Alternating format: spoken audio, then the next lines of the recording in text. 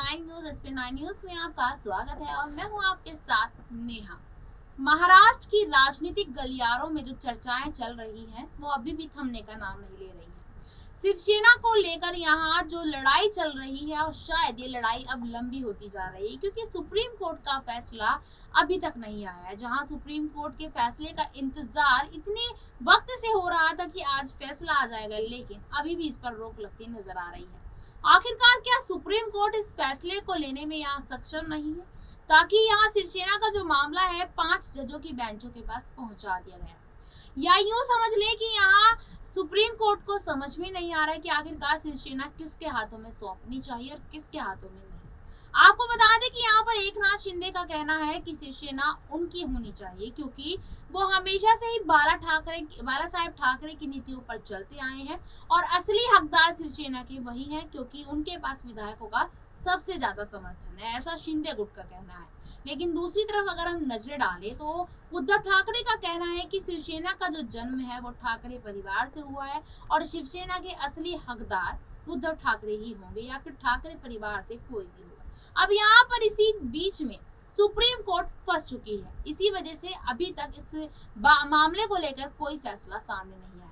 आज हम इसी मुद्दे पर चर्चा करेंगे और चर्चा करने के लिए मेरी सहयोगी यहाँ पर साक्षी मौजूद है मेरे साथ। साक्षी से सबसे पहला सवाल हम यहाँ ये लेंगे, आखिरकार शिवसेना को लेकर उनका क्या कहना है कि आखिरकार शिवसेना किसके पास आने वाले वक्त में आ सकती है। देखिए, सबसे पहले जिस तरह से शिवसेना की बात की जा रही है कि शिवसेना किसके पास होनी चाहिए, किसकी होनी चाहिए, तो उसमें सबसे पहले ये देखा जाता है कि अगर हम शिवसेना को एक बार थोड़ा ध्यान से देखें, बाला साहेब का नाम आपने लिया, उन्होंने जिस तरह से शिवसेना की शुरुआत की है, जिस तरह से शिवसेना में काम किया है, अगर उसी तरह का काम आगे की पीढ़ी करती है, यानी कि अगर हम उद्धव ठाकरे की बात करें, वो उस तरह कुछ काम करती हैं, उस तरह से आप उस पद पर बैठकर, उस कुर्सी पर बैठकर शिवसेना को उस तरह से चलाएंगे तो वो शिवसेना आपकी होगी। लेकिन अगर आप ये चीज कहेंगे कि मैं शिवसेना से, मैं उसकी ही एक पीढ़ी हूँ या फिर मेरे नाम के आगे ठाकरे हैं तो ही मेरी शिवसेना होगी, तो वो चीज अलग हो जाती है। जब आपकी शिवसेना चल रही थी, आपने किस तरह से अपने विधायकों के साथ काम किया है, आपके विधायक आपसे खुश नहीं है, यही समझ आ गया था कि वो शिवसेना आपकी नहीं होनी चाहिए, क्योंकि पार्टी से इतने लोगों का निकल जाना, इतने विधायकों का धोखा दे जाना, बगावत कर देना,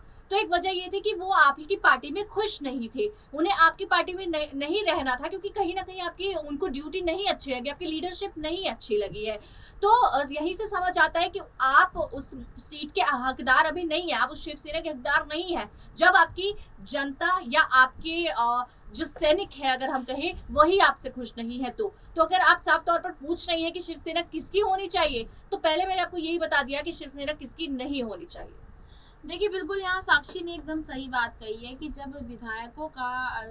की नाराजगी यहाँ देखी जा रही थी उद्धव गुट में, जब उद्धव ठाकरे के पास यहाँ शिवसेना थी, तब उन्होंने इस चीज की कद्र नहीं की है, यूं कह लीजिए कि विधायकों की बातों को नहीं माना, और जब वो विधायक यहाँ बागी तेवर अपनाकर चलते नजर आए, अब यहाँ जाकर इस पर सवाल उठ रहे हैं कि शिवसेना आखिरकार किसकी है। आपको बता दें कि यहाँ पर उद्धव ठाकरे को लेकर तमाम चर्चाएं तेज हो चुकी है कि उद्धव ठाकरे के पास अगर शिवसेना नहीं आती है तो शायद वो राजनीति से संन्यास ले सकते हैं, और दूसरी तरफ अगर एकनाथ शिंदे के हित में यहाँ पर शिवसेना का फैसला नहीं सुनाया जाता है तो शायद एकनाथ शिंदे यहाँ उद्धव के पास दोबारा वापसी करते नजर आ सकते हैं, क्योंकि यहाँ पर आपको बता दें कि अगर शिवसेना एकनाथ शिंदे को नहीं मिलती है तो यहाँ पर ये बातें आई थी कि या तो एकनाथ शिंदे को अपनी नई पार्टी बनानी होगी या फिर किसी दूसरी पार्टी या छोटी मोटी पार्टी से गठबंधन करना पड़ेगा, क्योंकि जब ना तो उनके पास पार्टी होगी खुद की, ना उनके पास पार्टी का चिन्ह होगा, तो फिर वो करेंगे ही क्या। और यहाँ पर एकनाथ शिंदे का फैसला भी बदलता हुआ नजर आ सकता है, क्योंकि सिर्फ विधायक पास होने से नहीं कहा जा सकता कि आप शिवसेना के असली हकदार है। खैर, ये बात की बात है कि आखिर होता क्या है कि शिवसेना किसके हक में होगी, किसके हक में नहीं। लेकिन यहाँ पर दूसरा सवाल मैं साक्षी से लेना चाहूंगी कि अगर एकनाथ शिंदे के पास यहाँ शिवसेना नहीं मिलती है तो क्या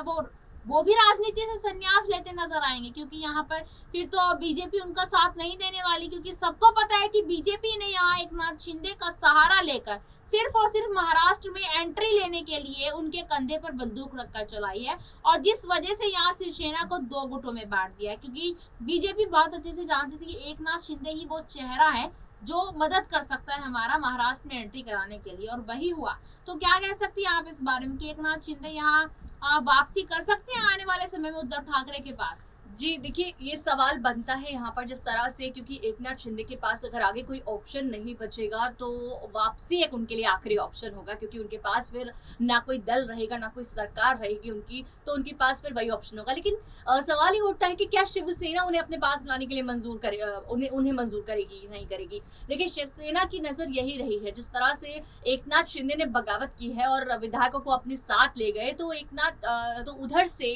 शिवसेना से उद्धव ठाकरे ने यही कोशिश की कि उन विधायकों को अब वापस किस तरह लाया जाए, कैसे मौका देखा जाए कि हमारी सरकार फिर से खड़ी हो सके। तो वो भी पूरा अपना मौका देख रहे हैं, और अगर ये हो जाता है तो यहाँ पर एकनाथ शिंदे के साथ कुछ नहीं रहेगा। लेकिन एकनाथ शिंदे को अभी ये चीज समझनी होगी कि अगर मेरे साथ ये विधायक नहीं रहे तो मेरे साथ बीजेपी भी नहीं रहेगी। जिस तरह से बीजेपी ने उन्हें अपना चेहरा बनाया, तो शायद किसी मतलब के लिए ही बनाया होगा। तो ये चीजें समझ जानी चाहिए, और कहीं ना कहीं उन्हें अभी से अपनी इन चीजों को लेकर तैयारी करनी चाहिए, रणनीति बनानी चाहिए कि किस तरह से अगर विधायक चले भी गए तो मैं यहाँ पर किस तरह से खड़ा रह सकूं, या मुझे अपना दल जो है वो